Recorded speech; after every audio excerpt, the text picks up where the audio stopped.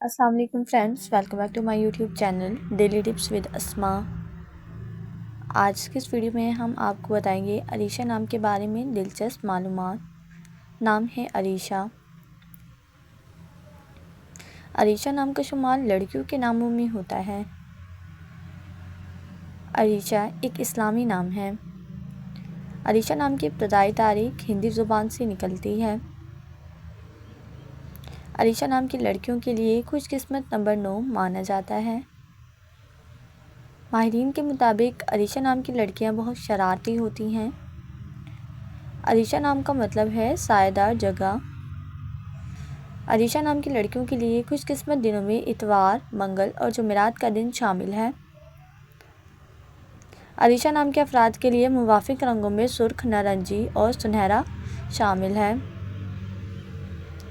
अरीशा नाम के अफराद के लिए मुवाफिक पत्थरों में सब्ज़ कीमती पत्थर शामिल है।